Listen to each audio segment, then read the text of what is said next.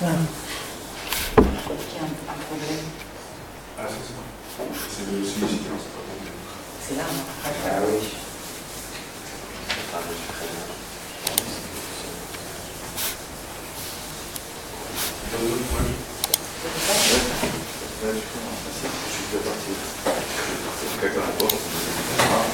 À chaque fois que je le roule, il ne vient plus. À chaque fois, quand je viens, il est toujours venu. Du coup, je viens. Moi, je sais pourquoi.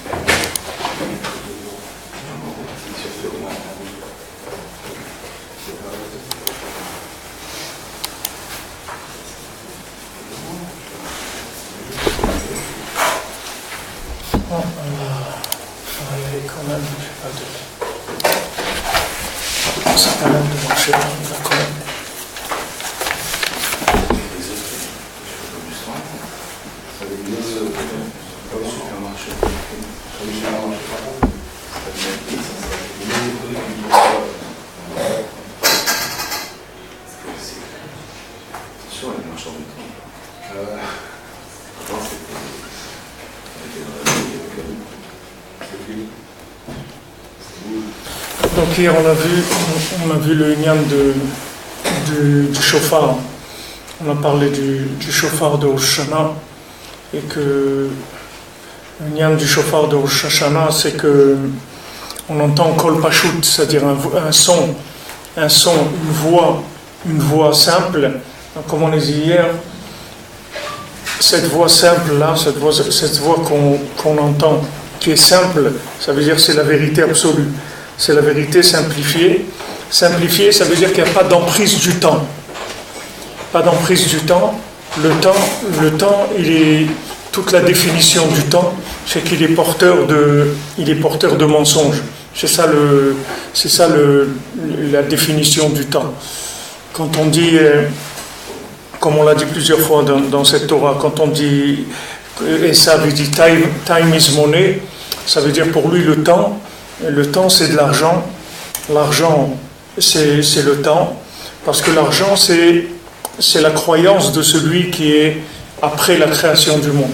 Comme on a vu qu'il y a deux réchit, bet réchit, il y a un réchit qui est le plan d'Hachem dans la création du monde, ce que Hachem il attend du monde, et il y a le deuxième réchit, le deuxième commencement, c'est quand la création a commencé et que maintenant il y a toutes sortes de choix possibles qui vont être dans le temps. Maintenant, le temps, il va proposer des choses.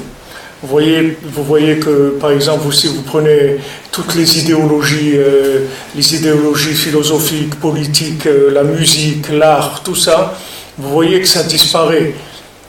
Mais non, normalement, pourquoi ça disparaît?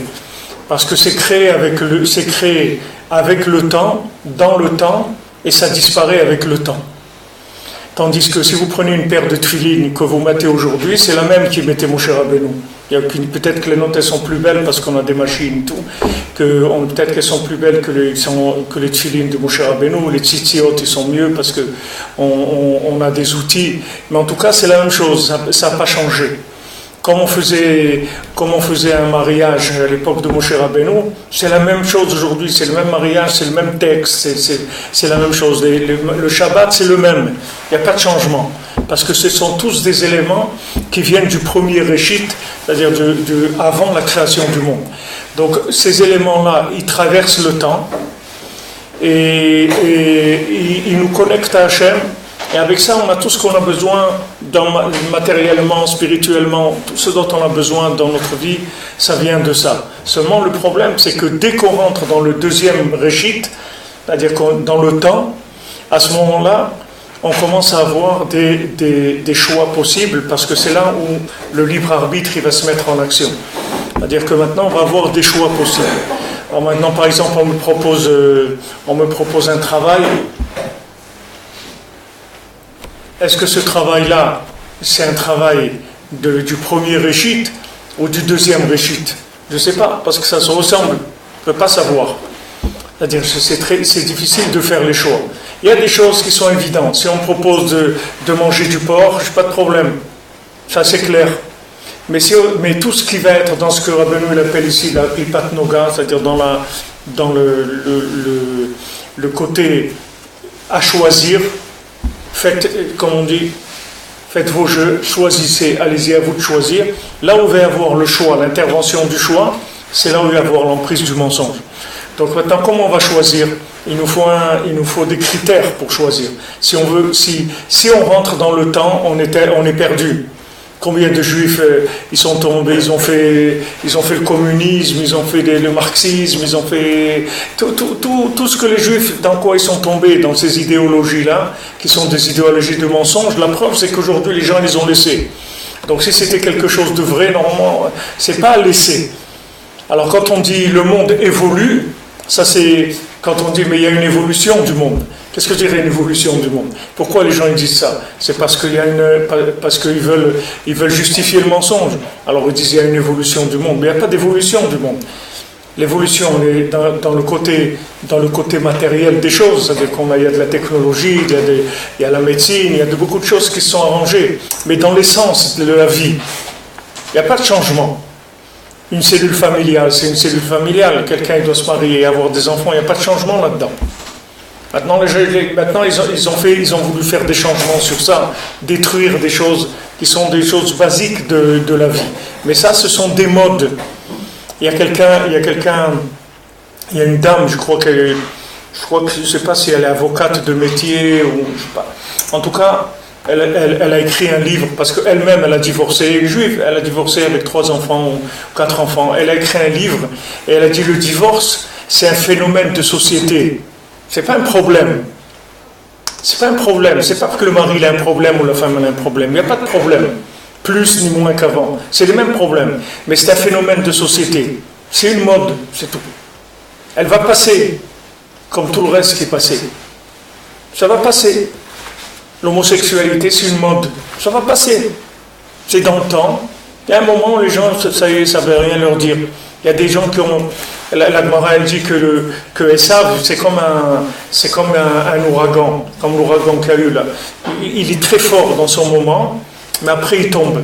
Alors quand tu le vois très fort, il ne faut pas l'attaquer, laisse-le passer, c'est tout, mais il va passer. Parce que de toute façon, il ne tient pas. Comme c'est écrit que la maison de Esav, c'est de la paille. Il va sortir une étincelle de la maison de Yosef, elle va brûler toute la maison de Esav. Même que tu vois qu'Esav, il a construit des immeubles, des gratte-ciel, tout ça c'est de la paille. C'est de la paille parce que c'est lié avec un facteur temporaire dès que ça a été fait. Donc dès que ça a été fait, la minuterie elle a commencé à tourner. Alors il y a une minuterie qui va durer 5 minutes, il y en a un qui va durer 5 ans, il y en a un qui va durer 20 ans, mais c'est sûr que c'est terminé, parce que ce sont des choses qui sont nées du temps. Ce ne sont pas des choses qui viennent d'avant le temps. Et nous, ce qui nous intéresse, c'est ce qui vient d'avant le temps. Ce qui est dans le temps, ça ne nous intéresse pas du tout, parce qu'on sait que c'est voué à sa perte. Maintenant, comment il y a du renouvellement dans les choses? Comment ça se fait que maintenant il y a telle coupe de cheveux qu'il faut laisser le truc là en haut, le blaireau là en haut, et il faut mettre les pantalons qui soient serrés en bas, tout ça. D'où ça vient? Pourquoi ça change? Avant, moi je sais quand j'avais 16 ans, 17 ans, c'était les pattes d'éléphant, ça s'appelait. Il fallait mettre les pantalons, qu'après le genou, ça fait comme ça. Mais tout ça, d'où ça vient? Ça vient si vous voulez, de l'exploitation de ce qu'on appelle le Yichud Chitzon, c'est-à-dire c'est l'exploitation de la présence divine qui se soumet à la matière pour faire vivre la matière. Pour qu'une matière, elle soit matière, pour qu'une tomate, elle tienne 3 jours ou 5 jours, il faut qu'il y ait une présence divine dedans, sinon elle ne va pas tenir. Pour qu'un arbre y tienne, pour qu'un animal y tienne, pour qu'un homme y vive, il soit vivant, sans être connecté à Hachem, il faut qu'il y ait une vie qui soit donnée cadeau par Hachem, peu importe le comportement de l'individu. Alors il y a des gens qui se connectent sur cette vie-là, qui est une vie qui s'appelle Yichud Chitzon, c'est-à-dire ça s'appelle l'union avec Hachem, mais externe, c'est-à-dire que ça n'a pas un lien direct avec Hachem évident. Alors ça donne toutes les manipulations de la matière. Ça commence par l'Avodah Zara, l'idolâtrie, la sorcellerie, la science, comme Rabbi Nathan dit dans l'écoute à la faute que la science, ça vient de la sorcellerie. C'est-à-dire aujourd'hui, un laboratoire scientifique, si vous prenez en Israël, vous avez pris je sais pas, un laboratoire, là, quand vous passez, vous voyez des pharmaceutiques Teva, où il n'y a pas un seul employé, c'est une usine qui travaille sans individu. C'est tout des machines, c'est que des machines.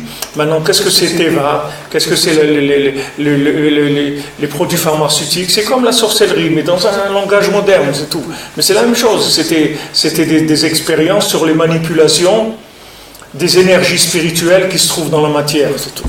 Alors ces énergies spirituelles qui sont dans la matière, normalement elles sont faites pour être connectées à avant la création, c'est-à-dire qu'on utilise cette vie pour se connecter à la vie absolue qu'Hachem il attend de nous.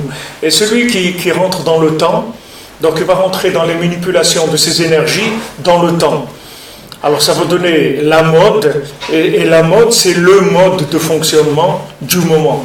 Alors il y a une mode politique, il y a une mode vous voyez par exemple Israël, après la guerre des 6 jours, c'était le meilleur pays du monde. Tous, l'armée israélienne c'est la plus forte du monde, les soldats israéliens c'est les plus beaux du monde, Israël c'est le meilleur pays du monde. Et maintenant c'est devenu le pire de tout.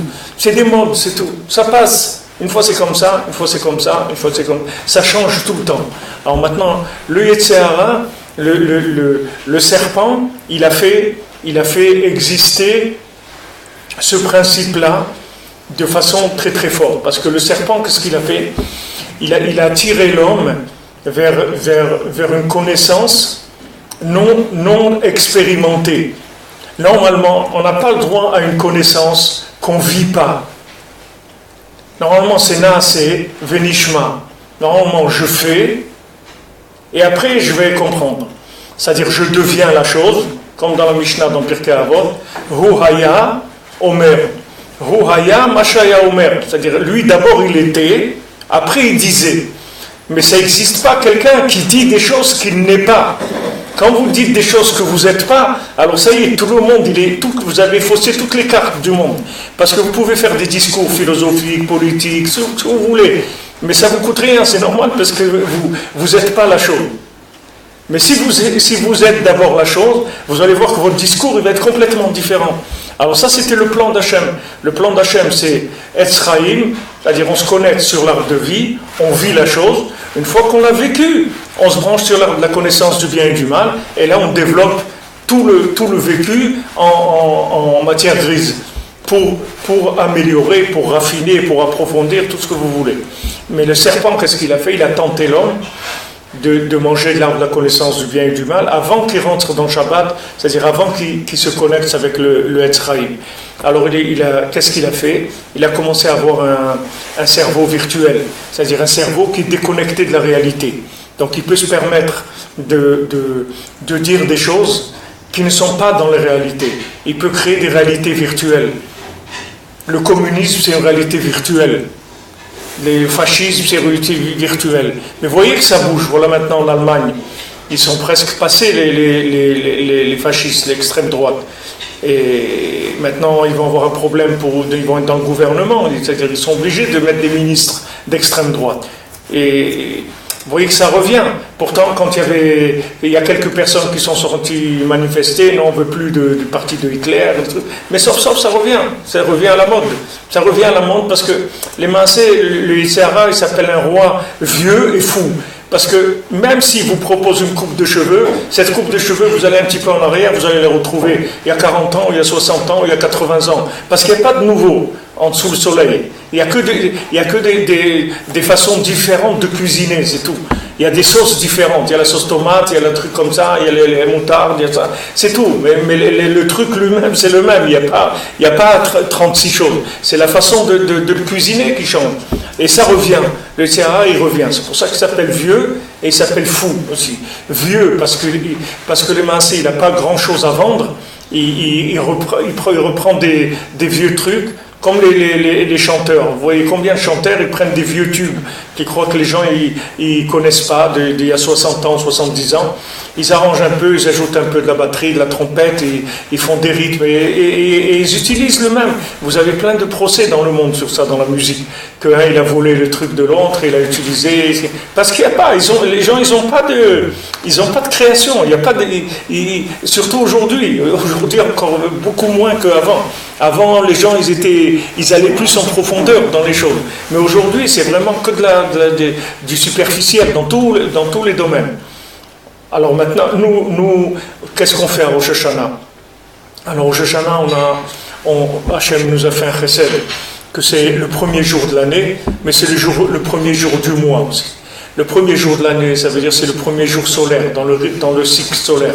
Et le premier jour du mois, c'est le premier jour du mois dans le cycle lunaire. Le cycle solaire, c'est la connaissance d'avant la création du monde. Le cycle solaire, c'est la théorie. C'est la théorie comment Hachem veut le monde. Et le cycle lunaire, c'est l'application de cette théorie.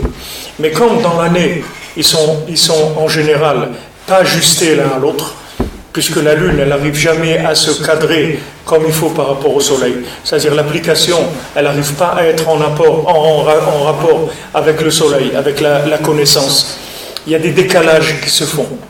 Il y a des décalages, la Lune, elle bouge sans arrêt. Maintenant, ce mouvement de la Lune, c'est le mouvement du temps, de l'ajustement, de la connaissance du vécu par rapport à la connaissance théorique d'Hachem. C'est-à-dire, quand Hachem nous a donné la Torah, il nous a donné le mode de vie, voilà comment on vit dans ce monde. Il y a 2 modes de vie dans ce monde. Il y a 613 mitzvot ou 7 mitzvot bnei noach. C'est tout, il n'y a pas d'autres modes de vie. C'est les seuls 2 modes de vie qui existent sur Terre pour un terrien qui veut vivre normalement dans le monde. Maintenant, tout ce qui a été inventé d'autre, c'est que du temps. Avec le temps, toutes les religions vont disparaître, toutes les idéologies vont disparaître, et il y aura d'autres trucs modernes qui viendront et qui vont manipuler des anciennes parce qu'ils n'ont pas tellement la force de faire du nouveau. Ils n'ont pas la force de faire du nouveau, mais le christianisme, ils ont copié combien de choses. Pourquoi ils ont copié sur le judaïsme? S'ils voulaient faire quelque chose. Si maintenant, quelqu'un il veut faire de la musique, s'il copie les Beatles, ils vont l'amener au tribunal. Ils vont dire, il nous a volé les titbi. Pourquoi les titbi? Pourquoi tu me prends les titbi? Fais ton truc à toi. Pourquoi tu m'as pris les titbi? Alors maintenant, quand quelqu'un il vient, il dit, attendez, je vais vous faire la Pâque, mais c'est plus les matzot, c'est un œuf en chocolat maintenant. Ok, mais c'est la Pâque, c'est l'ascension. C'est Israël. Mais pourquoi tu prends ça? Tu fais monte une affaire à toi. Pourquoi tu n'as pas un peu de création, un peu de créativité, un peu d'imagination? Non. on va faire du plagiat du Ham Israël, c'est normal, c'est ce qui va marcher le plus, puisque c'est ce qui est le plus proche de la vérité. Et pourquoi ça a tellement marché bien? Parce qu'ils ont copié le système du tzaddik, c'est-à-dire il a compris que dans la Torah, il faut un tzaddik, il faut Moshe Rabbeinu. Et sans Moshe Rabbeinu, il n'y a rien. Alors il a dit, c'est pas difficile, puisque maintenant sans Moshe Rabbeinu, il n'y a rien, alors moi je vais monter une affaire où je vais présenter je vais dire, voilà, il y a le Fils de Dieu, et sinon vous n'aurez pas de contact avec Dieu s'il n'y a pas le Fils de Dieu. Nous on dit la même chose. On dit s'il n'y a pas Moshe Rabbeinu, Ve'aminu B'Hashem ou Moshe Abdo, s'il n'y a pas Moshe, il n'y a pas de contact avec Hachem. Donc il a fait un plagiat de la chose la plus raffinée qu'il y a dans la Torah et tout. Et regardez comment ça a marché. C'est une affaire, elle a marché. Ça a tourné. Et à part que les Beatles, ils ont dit qu'ils ont plus d'adeptes que le christianisme. Ils sont arrivés à avoir plus d'adeptes. Après, ils l'ont tué, le pauvre, parce qu'il a dit ça. C'est John Lennon, je ne sais pas comment il s'appelle. Ils l'ont tué parce qu'il a osé dire qu'il était plus connu que... Tout ça, ce sont que des choses. Vous attendez tranquillement, vous allez voir que ça va passer. Alors, Rabbeinu, il donne ce conseil aussi pour le Yetzer Hara en général. Il dit, quand le Yetzer Hara il vient, il te propose quelque chose, de faire une avéra, de faire une bêtise, ne lui dis pas non. Dis, il n'y a aucun problème, mais rendez-vous dans 2 semaines. Et tu vas voir que dans 2 semaines, tu vas le chercher, tu ne vas pas le trouver. Parce que c'est normal, lui, il est né du moment. Et lui, il va mourir avec le moment. C'est pour ça que le Yetzer Hara, il crée de la pression, toujours. Faire les choses sous pression. Quelqu'un, il veut vous vendre une maison, il dit, mais attends, il faut que tu décides tout de suite, parce que j'ai 5 personnes dessus, et moi, il n'y a pas de problème. Le premier qui signe, moi je le vends. Alors si tu veux, il faut faire tout de suite. Alors ça, si jamais il faut faire ça. Il ne faut jamais faire ça. Parce que uniquement le fait que c'est pressé, ça veut dire qu'il y a quelque chose qui ne va pas.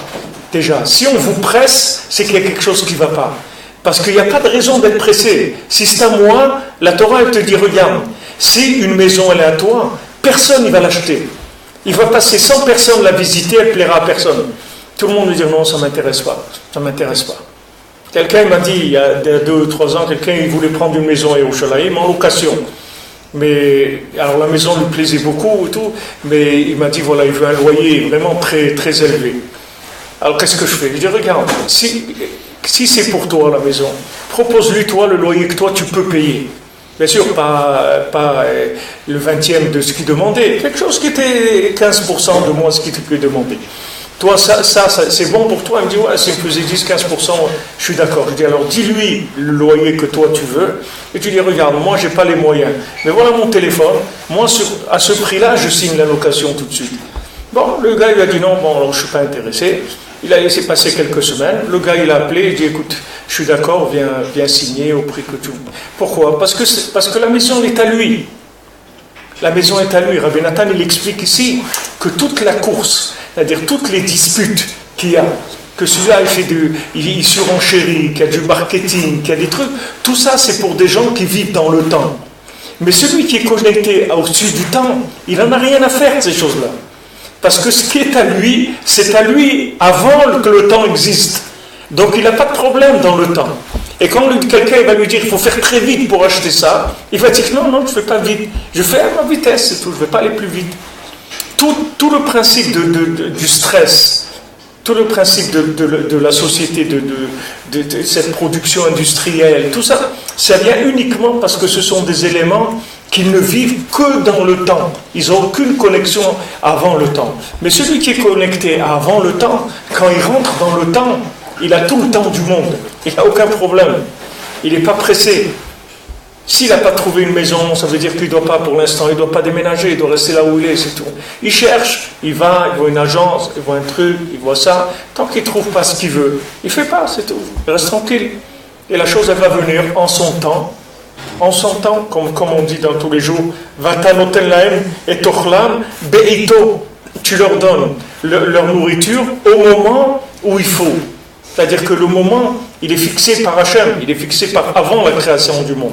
Pas par la bousculade d'après la création du monde. Après la création du monde, c'est une bousculade. Qu'est-ce qui va passer le premier? Mais si je suis connecté avant la création du monde, il n'y a pas de bousculade. Qu'une bousculade. Le premier rachis de la Torah, il nous dit, voilà, regardez, Ils vont vous dire que vous êtes des voleurs, que vous avez pris Eretz Israël. Donc vous voyez, la Torah, elle sait très très bien ce qui va se passer. Dès le début, dès le premier mot de la Torah, elle annonce la couleur déjà. Elle dit, regarde, ils vont venir, ils vont te dire que tu es un voleur. Ils vont te dire que tu as volé la terre d'Israël. Donc t'affole pas, t'inquiète pas, tu dis voilà, Koach Maasa Vigid La'amo, la tête Lahem Nachalat Goïm.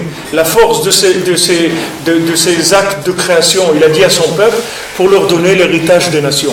Donc vous allez leur dire que Hachem a créé le monde et il a laissé la terre d'Israël entre les mains de 7 nations pendant le temps qu'il voulait. Et maintenant il a décidé qu'il la donne à son peuple. C'est tout, il n'y a pas besoin d'autres discours. Ça suffit. Il n'y a pas besoin d'autres discours. Parce que là, on va au plan d'Hachem dans la création du monde. Maintenant, quand ce Rashi nous dit ça, c'est pas que pour le lien d'Eretz Israël. C'est pour tout ce que vous allez avoir besoin dans votre vie. C'est un schéma pour tout. Chaque chose, elle va venir en son temps. C'est-à-dire son temps, c'est-à-dire elle a un temps où elle est connectée avec avant la création. Et si maintenant vous précipitez la chose, alors maintenant, quand vous précipitez la chose, vous appelez un voleur, vous appelez plein quelqu'un d'honnête. Pourquoi tu précipites? Pourquoi tu précipites la chose? Pourquoi tu veux faire vite? Qu'est-ce qui te motive à faire vite? C'est le temps, oui. Tu as peur que dans le temps, ça ne marche pas. Parce que tu veux pas attendre 1 mois, ou 6 mois, ou 2 ans, ou 5 ans, tu veux que ça se passe tout de suite. Alors ce vouloir que les choses se passent vite, ça vient du serpent. Le serpent, son système, il fonctionne comme ça. C'est-à-dire qu'aujourd'hui, avant, il avait des choses un petit peu plus raffinées, c'est-à-dire il avait des choses qui avaient un peu de goût, un peu d'apparence, quelque chose. Aujourd'hui, il n'y a rien que la pression, c'est tout. Il n'y a rien que la pression. Time is money, il embarque les gens dans des besoins financiers énormes. Et après, il est tranquille qu'ils vont vivre sous pression. Et quand ils vivent sous pression, c'est son domaine à lui. C'est le spécialiste de la pression. Esav, c'est le spécialiste de la pression. C'est ça sa vie. Esav, ça veut dire Asso, Yadaï, les mains de Esav, sa spécialité, c'est la pression. Donc quand Rabbeinu, il te dit, regarde, si tu ne décompresses pas 1 heure par jour, tu ne vas pas t'en sortir dans ce monde. Tu ne vas pas t'en sortir, il va te manger. Même si tu crois que tu as une grosse tête et que tu sais, le serpent c'est les lettres pensées. Pensée et serpent, c'est les mêmes lettres. C'est-à-dire que maintenant, lui, si tu vas utiliser ton cerveau et tu crois que tu vas t'en sortir, eh bien, sache que tu te trompes. Parce que lui, il est plus fort que toi dans la pensée. Seulement, si maintenant tu sais prendre du recul, tu prends du recul, c'est-à-dire tu t'arrêtes tous les jours. Tu t'arrêtes, Rabbeinu il dit 1 heure, tu peux t'arrêter 1 heure, tu t'arrêtes 10 minutes, 20 minutes, une demi-heure, ce que tu te retires du temps, tu sors du temps. Et quand tu sors du temps, automatiquement tu te connectes au-dessus du temps. Et quand tu reviens dans le temps, tu reviens plus dans le temps de Esav, tu reviens dans le temps de Kol Yaakov. C'est-à-dire tu reviens dans le temps de la voix de son maître. C'est-à-dire que après, quand tu vis dans le temps, tu n'entends pas la voix du temps. Tu entends la voix d'au-dessus du temps. Tu entends la voix d'Hachem qui est dans le temps. Parce qu'elle est dans le temps. Seulement, si toi, tu es soumis au temps, tu ne peux pas l'entendre. Tu ne peux pas entendre cette voix. Donc, Rabbeinu te dit, sors du temps. Sors du temps. C'est pour ça que l'Aïdbo des doutes, c'est pas... dans l'Aïdbo des doutes, Rabbeinu dit de parler avec Hachem, Yeshuva Da'at, de décanter, etc. Mais le Ikar de l'Aïdbo des doutes, c'est de sortir. C'est de s'isoler. S'isoler, c'est tout. Il dit, et vous avez des gens, ils ne peuvent pas faire ça. Mais quand vous voyez que vous ne pouvez pas vous isoler 1 demi-heure, ça va vous prouver combien vous êtes malade, combien que vous êtes dans le temps. Si 1 demi-heure, vous ne pouvez pas sortir sur 24 heures, vous ne pouvez pas sortir 1 demi-heure, aller dans un coin seul, enfermé quelque part, même dans une voiture, ou dans un jardin, ou n'importe où, et vous retirez du monde. Si vous n'arrivez pas à faire ça, mais ça veut dire que vous êtes dans le truc de Charlie Chaplin, c'est-à-dire que vous êtes en train de faire ça, même quand vous sortez du travail, vous continuez à faire comme ça. Vous ne pouvez pas vous arrêter. C'est de l'addiction, c'est-à-dire que la personne, elle est devenue esclave du temps. Devenue esclave du temps.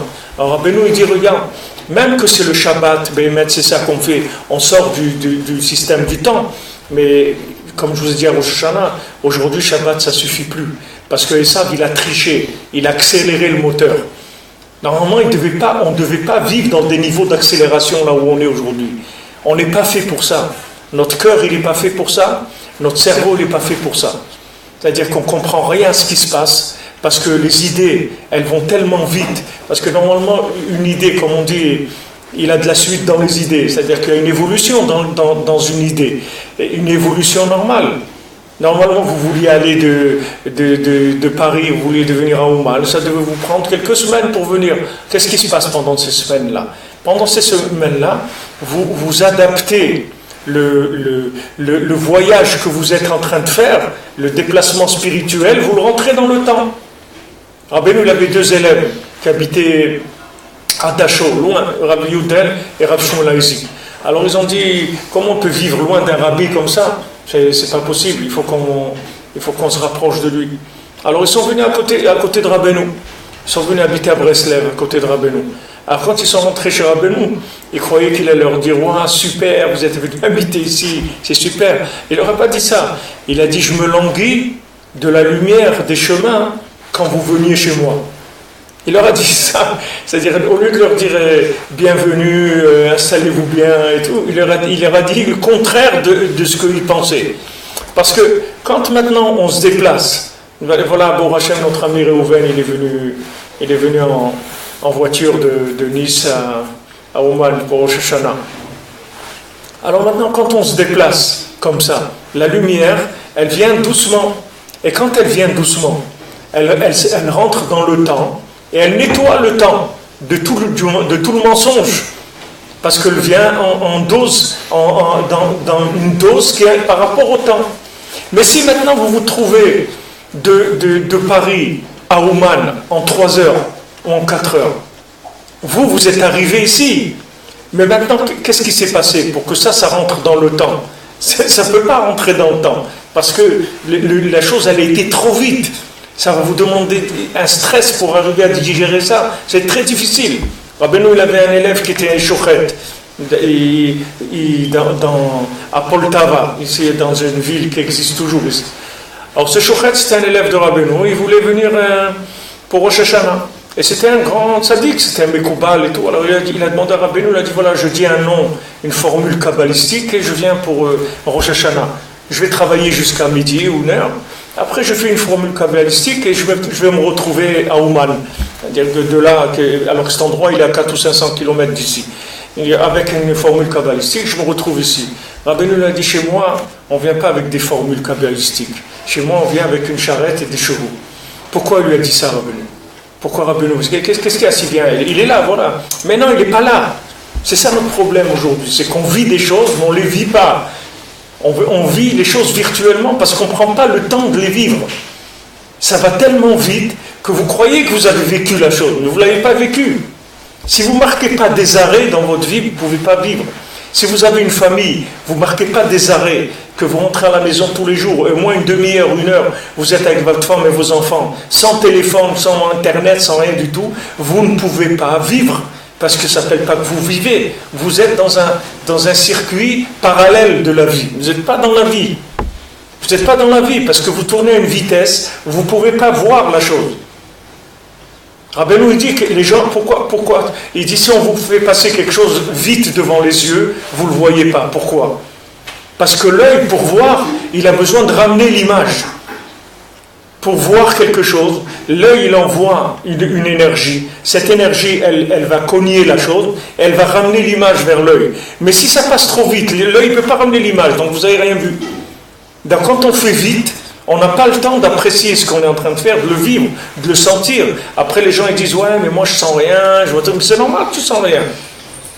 Tu sens rien parce que tu tournes à une vitesse que ta machine, elle n'est pas faite pour ça. Donc c'est normal que tu sens rien et tu as envie de rien et ça te dit rien et tu as le goût de rien. C'est tout à fait normal. Ça ne vient pas de la chose. Ce n'est pas un problème à toi et ce n'est pas un problème de la chose. C'est juste un problème de vitesse, c'est tout.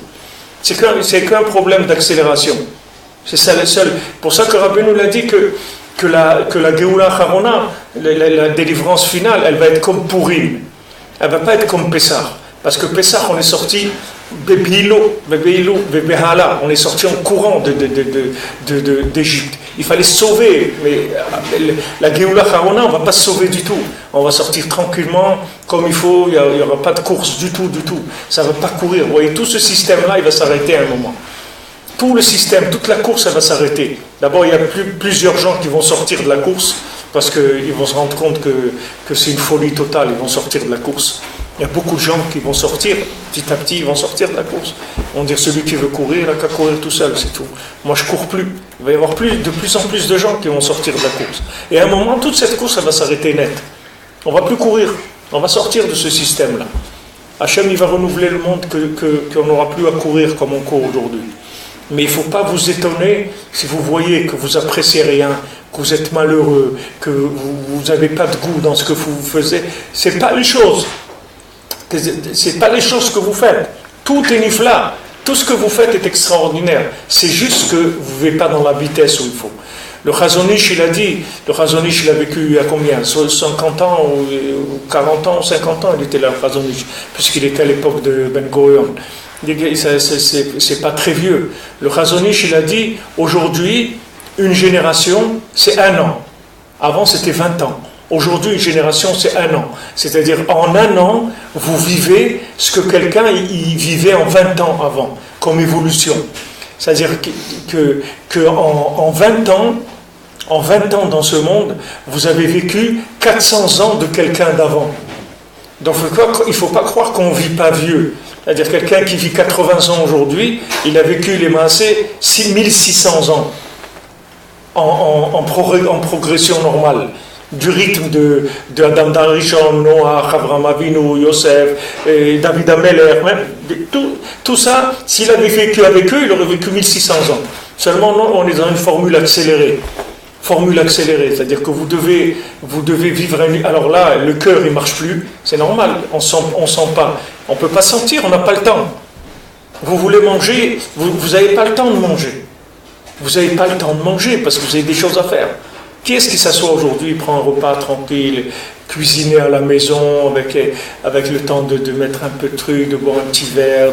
Qui est-ce qui fait ça? C'est que des gens qui sont à la retraite peut-être, mais des gens qui sont dans le système ne peuvent pas faire ça. C'est fast food, fast truc, tout fast. Tout vite. C'est-à-dire, tout ça, ça donne le fast. Après, c'est du fast. C'est que de l'extérieur. On attrape l'extérieur, on n'attrape pas l'intérieur. Alors, ce qu'on a besoin, tout ça, c'est parce qu'on a la recherche de quelque chose qui est dans le temps.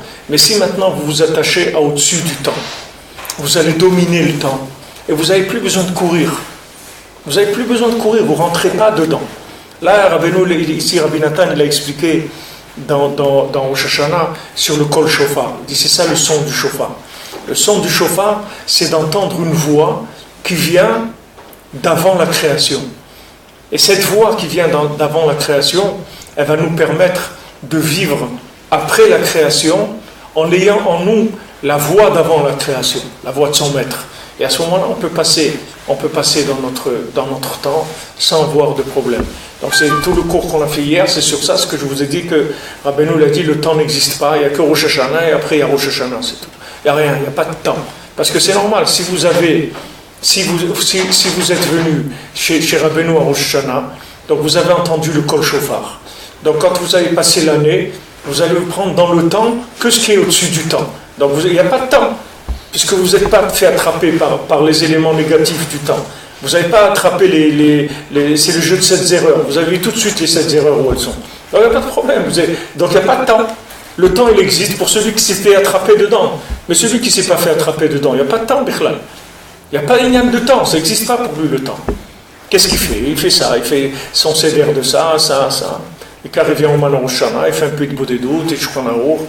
Et voilà, c'est tout. Il travaille, il fait ce qu'il a à faire. Mais il n'est pas devenu esclave du temps. Il n'est pas en train de tourner dans la machine du temps. Donc Rabbeinu te dit, il n'y a pas de temps. Le temps n'existe pas. Et Rabbi Yitzhak qui disait, celui qui dit j'ai pas le temps, il faut savoir que c'est une illusion. Ça n'existe pas, j'ai pas le temps. Ça n'existe pas. Ça n'existe pas. J'ai pas le temps, ça n'existe pas. C'est illusoire. Le temps, il est illusoire. Quand tu dis j'ai pas le temps, c'est illusoire. Fais ce que tu as à faire et tu vas voir que tu as le temps. Fais-le ce que tu as à faire. tu vas voir que tu as le temps. Prends le temps de vivre et tu vas voir que tu vas vivre et tu vas tout faire. Et tu vas travailler, tu vas gagner ta vie, tu vas faire tes courses et tu vas aller chez le coiffeur et tu vas te manger, tout, tu vas tout faire. Mais prends le temps de vivre. Ne rentre pas dans le stress. Ils sont tous en train de stresser. Il ne faut pas stresser, il ne faut pas rentrer dedans. Mais on ne peut pas dire à quelqu'un ne stresse pas. Parce que si quelqu'un il dépend du temps, il ne peut pas être autre que stressé. C'est tout à fait normal. C'est pour ça que c'est les nouvelles maladies, les crises cardiaques, les trucs, les dépressions. C'est quoi la dépression? C'est quand le bonhomme, le truc, le capuchon de la cocotte minute, il a sauté, c'est tout. Ou qu'il se met à siffler, ou il a sauté. Alors le bonhomme fait une dépression. C'est dépression, ça veut dire qu'il y a eu trop de pression. Ça a craqué. Et encore une dépression, c'est quelque chose qui est encore comme une réaction d'autodéfense du système. C'est-à-dire, dans la cocotte minute, il y a un beau souchon, il peut sortir la pression, et il fait une dépression. Mais sinon, le bonhomme, il se jette par le 5e étage tout de suite, il n'y a même pas de dépression. La dépression, c'est déjà au moins, il y a une façon de récupérer, d'être soi-même. Parce que qu'est-ce qui va se passer quand le gars il va faire une dépression? Il arrête tout. Il sort du temps, et tout. Il est obligé de sortir du temps, il ne peut plus fonctionner. Il ne peut plus fonctionner. Il y avait un jeune à Yerushalayim, son père il était Rav, Rosh Yeshiva et tout. Il voulait que son fils, ça soit le prochain Rosh Yeshiva qui le remplace. Et le fils, le pauvre, c'était pas son truc. Alors il lui a mis une pression énorme depuis qu'il était jeune pour qu'il apprenne la Torah, qu'il devienne un érudit en Torah. Et il lui a mis de la pression énorme. Et quand il s'est marié, le gars, à un moment, il a débranché, s'est mis au lit. Et on était au lit toute la journée. Bouge plus, c'est fini. Alors maintenant ça c'est une révolte, mais c'est quelque chose c'est de la conservation du système. Sinon le gars il va mourir. S'il continue, il va devenir fou complètement. C'est des nouvelles maladies. C'est pas des maladies. Et ma grand-mère, elle est à Shalom, vous savez pas ce que c'est la dépression. Au Maroc, vous dites quelqu'un de dépression, c'est un mot qui n'existe pas dans le vocabulaire.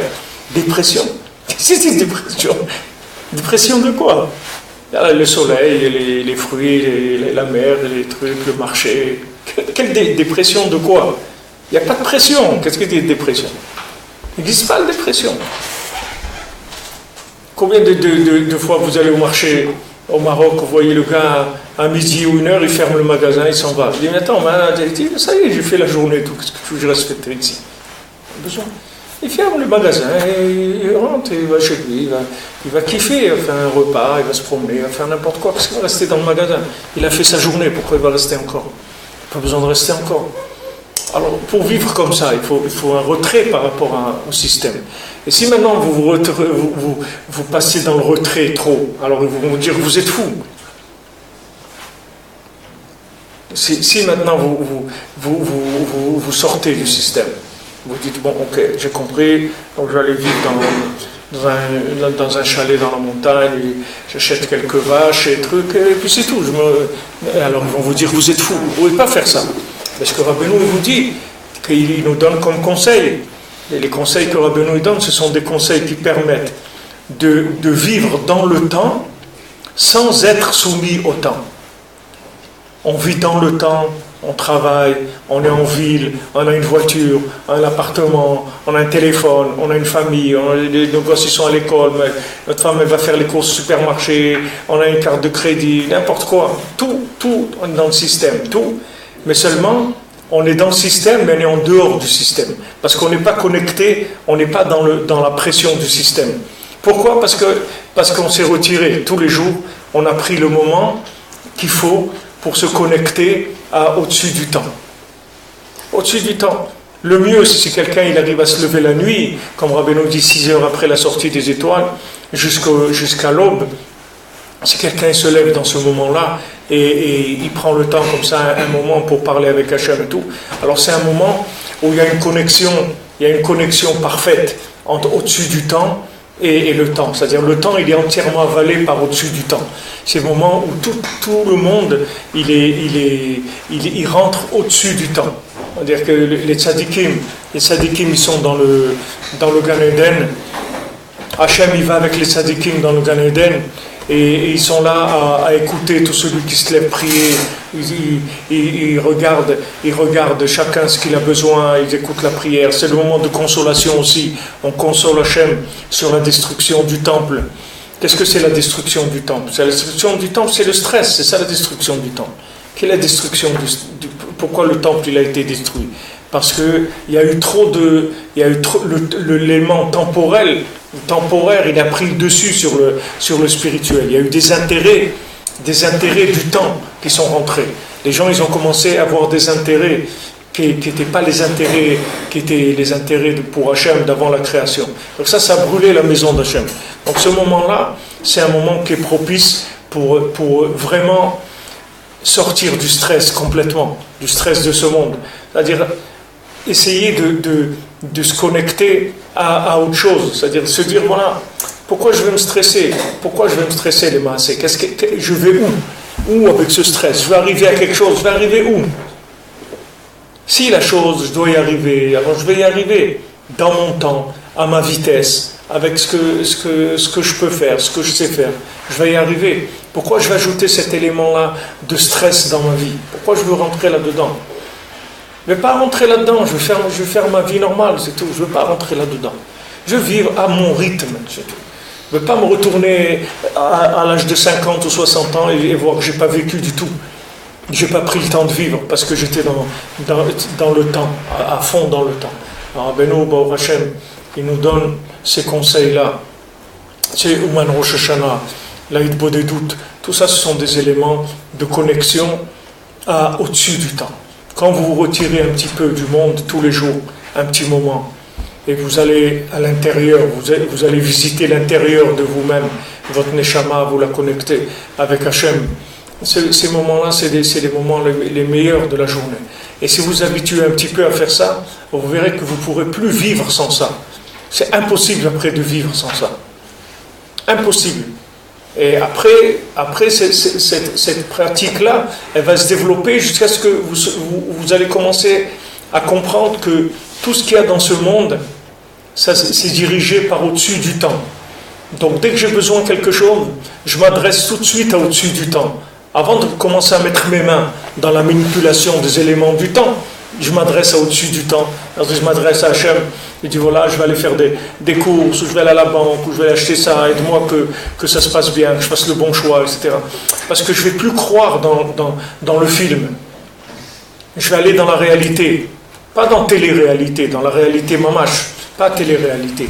C'est télé-dimion, télé-fantasme, c'est pas télé-réalité. La réalité, elle est avant la création du monde, c'est là où elle est la réalité. C'est-à-dire que si je fais rentrer l'esprit d'avant la création du monde dans la pratique, ça s'appelle vivre dans la réalité. C'est ça qui s'appelle vivre dans la réalité. Parce que si quelqu'un, il veut pas... Esav, il ne croyait pas dans l'Olam Haba, il ne croit pas dans le monde futur, et quand on lui a dit tu vas mourir et tout, je m'en fous de mourir. Moi, le principal, c'est que je m'éclate le temps que j'ai à vivre ici, et c'est tout. Après, ce qu'il y aura, je m'en fous complètement. Mais ça, c'est quelqu'un qui parle comme ça, c'est un fou, il est fou. Parce que le écart de la vie, c'est après, c'est pas maintenant. Maintenant, combien de temps ça va durer? C'est des dizaines, 80, 90, 100, 110, 120. Okay. Après, on va partir. Mais le Icar, c'est après, c'est pas maintenant. Le Icar, c'est ce qu'il y a eu avant et ce qu'il va y avoir après. C'est ça le Icar. Tout le temps qu'on est là, c'est pas ça qui va fixer notre vie. Si on a eu de l'argent, ou si on a eu du plaisir, ou si on a eu une réussite. Combien de gens ils ont réussi, ça n'a servi à rien, leur réussite. Elle a servi dans le temps, c'est tout. Et elle a disparu. Elle a disparu. Des fois, il y a des nostalgiques. Des fois, il y a des gens qui font... je ne sais pas comment ils appellent ça en Israël. Là, j'ai vu un truc de la musique andalouse, comme ça. Il y a des gens qui sont conservateurs, comme ça. Ils gardent la musique andalouse avec les chants andalous, etc. Mais même ça va disparaître. Parce que maintenant, ils ont trouvé quelques jeunes qui arrivent à accrocher un peu à la nostalgie, qui apprennent ces instruments et tout. C'est des instruments spéciaux, c'est pas des instruments de maintenant, c'est des instruments d'avant. Il y a des espèces d'instruments, on joue avec des trucs, des luttes, c'est des instruments spéciaux. Il y a quelques jeunes qui ont encore un peu la nostalgie. Après, ça va disparaître, comme tout le reste. Comme tout le reste. Il y avait des gens qui... Moi, mon père, à la Shalom, j'allais avec lui à la pêche. Et quand mon père il est niftar, je me suis rendu compte de ça, je lui dis, tout ce que mon père il savait faire à la pêche, il avait que plein de trucs à lui, spéciaux, que lui il avait trouvé, etc. Tout ça, ça a disparu, c'est fini. C'est parti, c'est tout, ça n'existera plus, c'est fini. La personne, elle a fait des choses, elle a trouvé des choses, tout ça, ça va disparaître. Il y a pas, parce que c'est dans le temps. Donc le temps passe et la chose elle est partie avec. Qu'est-ce qui va rester? C'est la partie intemporelle qui est rentrée dans le temps. Elle ne va jamais partir. Elle partira jamais. Partira jamais. Parce qu'elle est intemporelle. Alors, comme on l'a dit déjà, on l'a vu avant, comme maintenant Esav, tout le système du temps, il le fait pas marcher sur l'argent, il dit time is money. Donc automatiquement, quand on va faire de la tzedaka, automatiquement on va retourner le temps, on va remonter le temps. On va aller contre le temps, puisque le temps c'est de l'argent.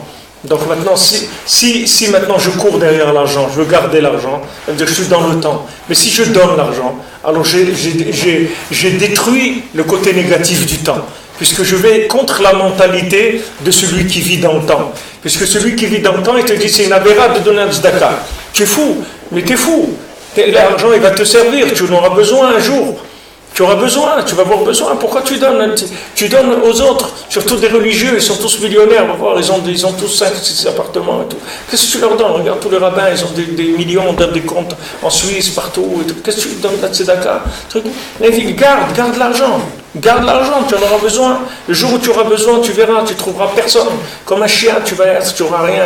Comme ça, toutes ces paroles. Mais tout ça, c'est Esav qui fait ces refrains-là. Pourquoi? Parce qu'il ne veut pas que les gens ils se sauvent. Parce que si vous donnez la tzedaka, vous trouvez la porte de sortie du temps, et vous essayez, Esav il est mort.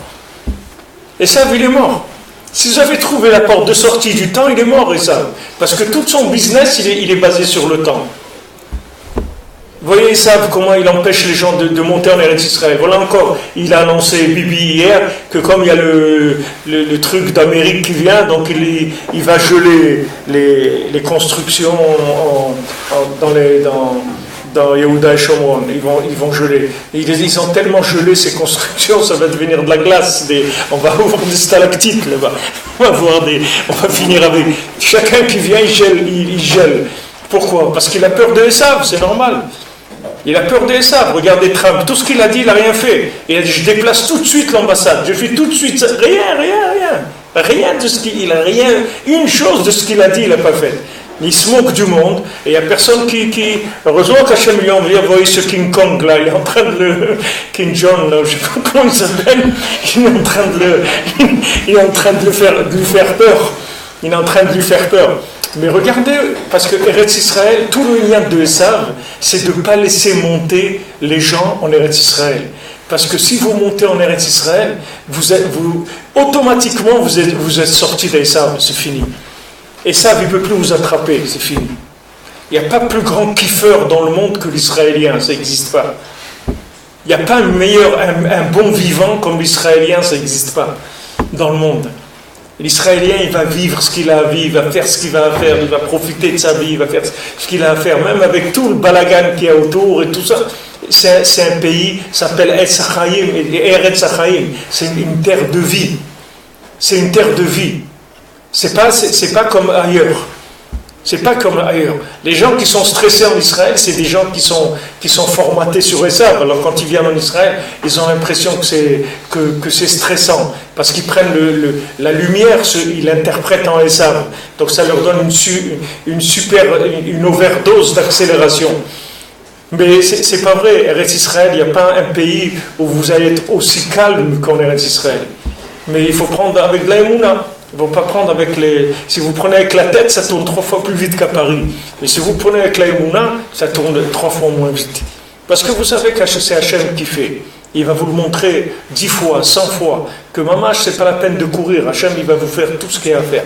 Alors, celui qui vient en Eretz Israël, c'est quelqu'un qui a détruit le système de Esav. Donc, il empêche Esav, les gens, de monter en Eretz Israël. Comme je vous l'ai dit plusieurs fois, 70% des Juifs américains, ils sont jamais venus en Eretz Israël. 70% des Juifs américains, ils n'ont jamais mis leurs pieds une fois en Eretz Israël. Pour regarder la force que ça a, et ça. Les gens ils sont tournés vers le communisme en disant le communisme il a fait ça, Staline et tout. Mais ce qu'il fait aujourd'hui, et ça c'est la même chose. Ne croyez pas que c'est la même chose, c'est même pire parce que ça attaque en même temps spirituellement et physiquement et c'est enveloppé c'est enveloppé dans du ruban. Alors que avant les jeux ils étaient plus francs, c'est-à-dire que les gens ils savaient exactement à quoi ils avaient affaire. Alors qu'aujourd'hui ils pensent que c'est bien. Ils pensent que c'est bien. Donc la lutte, elle est là, c'est-à-dire qu'ils ne laissent pas construire des maisons en Israël, ils ne laissent rien faire. De quoi ils se mêlent? Quel pays au monde qu'on ne laisse pas construire des maisons? Il n'y a aucun pays au monde. Tous c'est des voleurs. L'Amérique, elle a volé, combien elle a tué d'Indiens, combien elle a volé à combien de gens personne ne dit rien. La France, voilà, la Corse, dites-leur de lâcher la Corse, ils ne veulent pas. D'ailleurs, de lâcher la Martinique, la Guadeloupe, ils ne veulent pas. Pourtant, tout le monde sait que c'est des voleurs. C'est quelque chose qui est évident, il n'y a personne qui peut dire le contraire. Mais on ne parle pas à ça. On parle de quoi? Du Ham Israël. Pourquoi? Parce que le Ham Israël, lui, quand il fait quelque chose, ça a une importance. Le reste, ça n'a pas d'importance. Eux, ce qu'ils font, ça n'a aucune importance du tout. Mais nous, c'est important parce que chacun qui monte en Eretz Israël, il annule l'emprise négative qu'il y a sur le temps. Il va révéler le côté positif du temps, c'est-à-dire la connexion. Puisque c'est une terre d'Ashgacha Pratit, c'est-à-dire c'est une terre où il y a la providence. La providence c'est quoi? C'est d'infiltrer le temps par la présence divine qui est au-dessus du temps. C'est ça qui s'appelle l'Ashgacha Pratit, la providence. C'est qu'on arrive à infiltrer quelqu'un, un esprit dans le temps. Alors Hachem il va être présent dans le temps et vous allez voir que tous les éléments du temps, et Hachem il va les mettre en place par rapport à ce que vous avez besoin. Tous les éléments du temps ils vont être à votre service. C'est pour ça que c'est un pays qui s'appelle que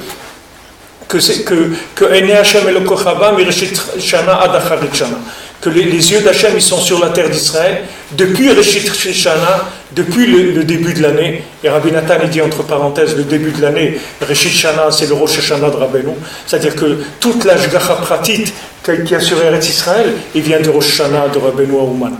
C'est de là qu'elle vient la Shgacha. Et avec ce qu'on étudie ici, c'est très facile à comprendre. Qui est très facile, puisque maintenant dans le Rosh Hashanah de Rabbeinu, c'est le Yichud de Chama et Levana. C'est-à-dire vous faites l'unification du soleil et de la lune, vous entendez la voix absolue, c'est-à-dire le son absolu, la voix d'Hachem. Donc cette voix d'Hachem, c'est elle qui fait que Eretz Israël, elle est différente du reste du monde. Qu'est-ce qu'elle a de différent? Elle a de différent, c'est que la voix d'Hachem, elle est en Eretz Israël, c'est-à-dire que n'importe qui en Eretz Israël, il a l'habitude d'entendre cette voix-là, parce que cette voix, elle est présente et c'est elle qui gère le vécu de tous les jours. Comme il a dit le Rav Besançon au Shabbat, il a dit que quand Mashiach il va venir, tout le monde entier, ça sera Eretz Israël, ça sera Yerushalayim, et Yerushalayim, ce sera que le Beth Amikdash. Et le monde entier, ça aura la même providence qu'on a aujourd'hui, nous, en Eretz Israël. Il y a une providence. Qu'est-ce que c'est cette providence? Ça veut dire que l'esprit a infiltré la matière. C'est-à-dire que le temps matériel, le temps de profit, c'est-à-dire le temps d'exploitation de la matière. L'esprit est rentré dedans et il dirige. C'est ça, Hachem Elokechaba. D'où ça vient? Mereshit Shana. Ça vient du Rosh Hashanah de Rabbeinu à Ouman. C'est là où on crée l'infiltration de tout l'esprit divin dans Eretz Israël. Et les pauvres, ceux qui s'opposent à ce que les gens viennent à Ouman, à Rosh Hashanah, parce qu'ils sont en Eretz Israël, c'est-à-dire c'est que du manque de connaissances, c'est tout. C'est que les gens ne savent pas comment ça marche. S'ils savaient comment ça marche, ils auraient poussé tout le monde, ils auraient obligé les gens à venir à Ouman. Ils auraient fait un psak que c'est assourd d'être ailleurs que à Ouman, à Rosh Hashanah. Ils auraient fait un psak tous les rabbanim comme ça. Ça viendra, ça va être comme ça. Mais pour l'instant, les gens, c'est de l'ignorance. Ils ne savent pas comment il fonctionne le système. C'est de la technique ce qu'on dit ici, c'est pas de la morale, c'est que de la technique, c'est du fonctionnement. Les éléments, savoir où ils se trouvent. Même ils ont sorti cette année un enseignement du Rav Kadouri qui a dit que la Yeshua, les Yeshuot qu'il y a à Ouman, à Rosh Hashanah, c'est des Yeshuot qu'il n'y a nulle part en Eretz Israël. Ce qu'il y a à Ouman à Rosh Hashanah, on peut le trouver nulle part en Eretz Israël. Ni chez Rabbi Shimon, ni à Hebron, ni chez Rachel Imenu, chez Shimon HaTzadik, ni chez le Harizal, nulle part. Ce qu'il y a à Ouman à Rosh Hashanah, c'est quelque chose d'unique dans le monde. C'est-à-dire c'est quelque chose de très très spécial. Et la spécialité, c'est ça, c'est de s'imprégner de cette vérité absolue. Et avec ça, après, on est tranquille, on traverse l'année tranquille. Parce que là où on va aller, il n'y a aucun choix qui va nous faire il n'y a aucune chose qui sera assez alléchante ou appétissante ou n'importe quoi pour nous faire dévier. On ne va pas dévier du tout parce qu'on a l'absolu qui est ancré en nous. Donc les choix, on va les faire automatiquement. Les bons choix, ils vont être faits automatiquement. Alors c'est ce que Rabbi Nathan dit, il amène ici, que le corps et l'âme, en fait, c'est avant la création et après la création. L'âme, elle vient d'avant la création, et le corps, c'est après la création. Parce que l'âme, c'est une partie d'Hachem, qui est donc avant la création. Et le corps, lui, c'est l'action, c'est Asiya, Prinatachar Abriya, c'est après la création. Ve'ikar hachiyut, kesheshnehem, mechubarim yachad, bekesher amitz. Maintenant, quand est-ce qu'on appelle la vie, qu'il y a la vie, c'est quand il y a l'âme qui est rentrée dans le corps et qui est en union parfaite avec le corps. C'est ça qui s'appelle la vie. Et Rabbeinu dit dans l'écouté moral que la maladie, c'est quoi une maladie? C'est le décollement de l'âme de certains endroits du corps. Parce que le corps il a un comportement que l'âme elle n'arrive plus à rester unie avec lui à cet endroit-là. Donc l'âme elle commence, puisque l'âme elle a la même forme que le corps. L'âme aussi elle a l'âme aussi elle a 248 membres et 365 nerfs, muscles. Donc quand l'âme elle est dans le corps, elle alimente tous les éléments, elle donne la vie dans tous les éléments du corps.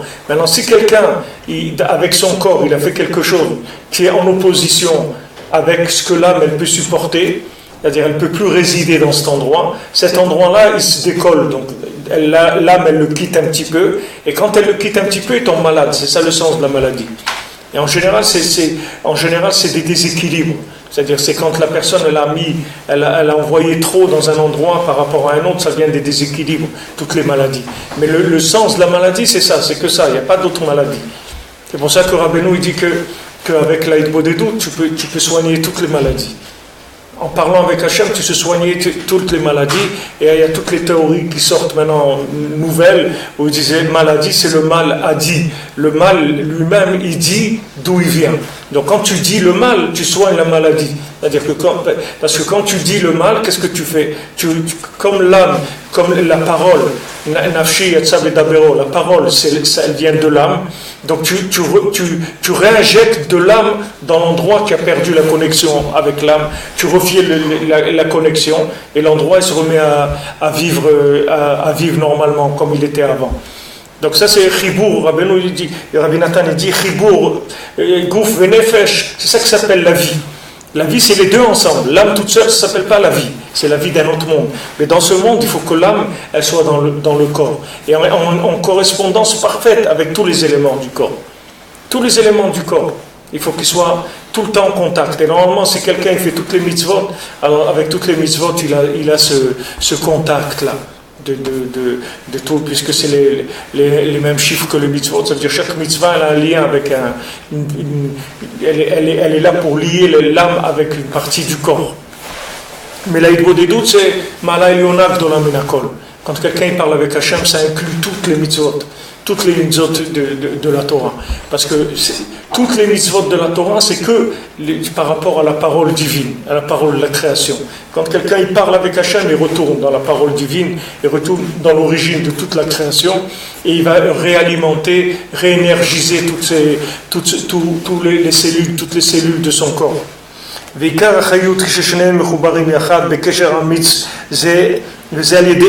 Donc la vérité, cette vérité-là qui vient d'au-dessus du temps, c'est elle qui permet de maintenir ensemble le corps et l'âme. Et dans le couple, c'est la même chose. Quand on dit shtok et goufo, que la femme par rapport à l'homme, c'est comme son corps, tous les problèmes chez l'homme, c'est que le sheker, c'est tout. C'est que le mensonge. Puisque sheker, c'est les mêmes otiotes que kesher, mais retourné. C'est-à-dire le mensonge, il a détruit le contact. C'est la même chose. Le contact entre un homme et une femme, le contact entre l'âme de quelqu'un et son corps, c'est le même principe. C'est-à-dire que c'est fait pour alimenter. Un, il alimente l'autre. Et ça, on fait, donc grâce à ça, on inclut après la création avec avant la création. C'est pour ça que le Emet, la vérité, c'est une potion de vie. Parce que le principal de la mort, c'est le mensonge. Qu'est-ce que fait le mensonge? C'est de séparer ce qui est collé. Beprinat qui a mavet yafrid, comme c'est écrit, il n'y a que la mort, c'est la mort qui sépare.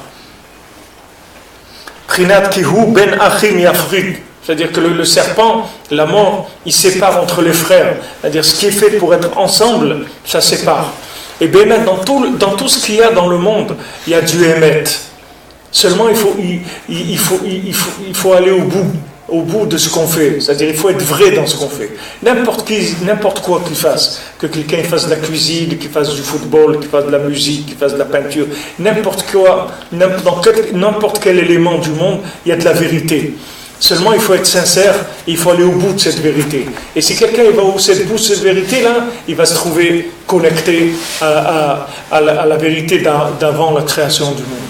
Parce que tout ce qu'il y a dans le monde, il y a des messages de cette vérité-là, dans tout ce qu'il y a dans le monde. Et quand vous voyez des gens qui sont dans certains domaines et qui ne sont pas arrivés dans leur domaine à trouver la connexion avec Hachem, c'est qu'à un moment, ils sont passés dans time is money. C'est-à-dire qu'à un moment, ils ont bifurqué de l'idéal et ils sont partis vers l'exploitation de la chose. S'ils n'étaient pas partis vers l'exploitation de la chose, ils seraient arrivés à Hachem. Ils seraient arrivés à Hachem. De n'importe quel point où tu pars, tu arrives à Hachem. Seulement au milieu, il ne faut pas te vendre, c'est tout. Si au milieu tu vends ton art, tu vends ton truc, alors ça y est, c'est terminé. Tu es rentré dans le système du temps, et le système du temps, il va te détruire. Il va te détruire tout dans ton idéal. Après, tu deviens une machine à faire de l'argent, c'est fini, il n'y a plus rien. La personne, elle est perdue complètement. Mais si elle tient la route, elle veut dire qu'elle ne doit pas faire de l'argent, elle doit faire de l'argent, mais pas plus que ce qu'elle est capable de gérer, c'est-à-dire spirituellement. Il ne faut pas qu'elle ait plus d'argent que son idéal. Si l'argent il a dépassé l'idéal, c'est la mort, c'est-à-dire c'est la séparation entre le corps et l'âme. C'est ça qui fait que les gens ils disparaissent du système, ils s'en vont complètement. Alors que vous voyez tous les poètes, les écrivains, les philosophes, les artistes, tous les gens, c'est des gens qui sont un peu plus sensibles que les autres. C'est-à-dire l'âme, elle a un peu plus de contact. La bande passante, la Wi-Fi entre l'âme et le corps, chez eux, elle a un débit un peu plus grand. Le truc là, comment ça s'appelle, le ping là, il est plus rapide que les autres. Donc c'est des gens qui sentent des choses. Mais le problème, comme je vous l'ai dit plusieurs fois, c'est que tous ces gens-là, le serpent, il les attaque plus que tout le monde. Parce qu'il sait que si ces gens-là, ils continuent vers la vérité, ils vont finir par faire tchouva. Ils vont finir par trouver Hachem. Parce qu'ils sont tout prêts. Ils sont tout prêts. Alors la seule chose qu'il a, c'est de les acheter, c'est tout. C'est la seule chose qu'il peut faire. Alors il leur envoie un super manager, des trucs et tout. Il dit voilà, tu vas faire une tournée, tu vas gagner, tu vas avoir ça, tu vas avoir un avion personnel, tu vas un truc. Avec ça, ça y est, il les a déviés. Il les a déviés de leur idéal. Et après, ils ne trouvent pas les chemins d'Hachem. Mais toute Nekuda de Emet, elle est attachée avec Hachem. Il n'y a aucun point dans le monde qui n'est pas attaché avec Hachem. Il faut juste le kesher, il faut tenir le lien fort. Il faut tenir fort le lien, et à ce moment-là, on sort de toutes les déviations.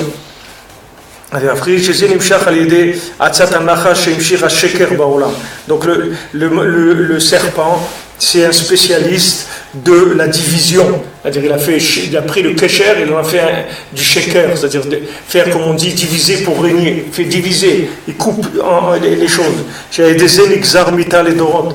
À cause de lui, il y a eu la mort pour toutes les générations.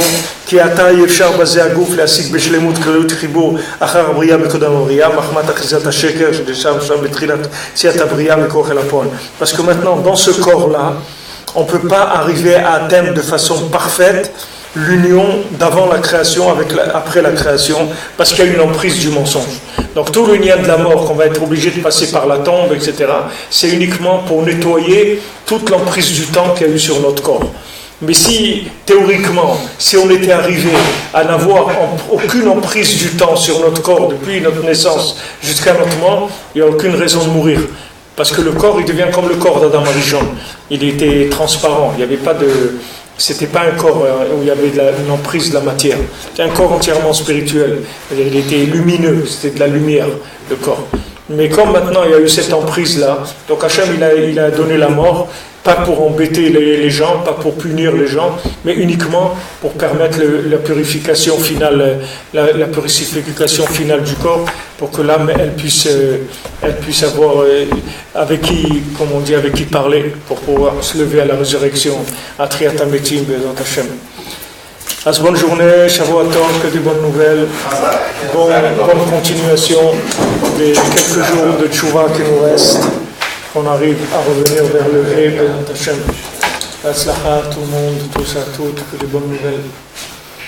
Merci pour ceux qui sont là, présents, et ceux qui nous suivent là, sur Internet, Hatzlacha. Le lien dans le travail, c'est d'avoir la conscience qu'on a dans la chaîne. On va pas mater avec le directement.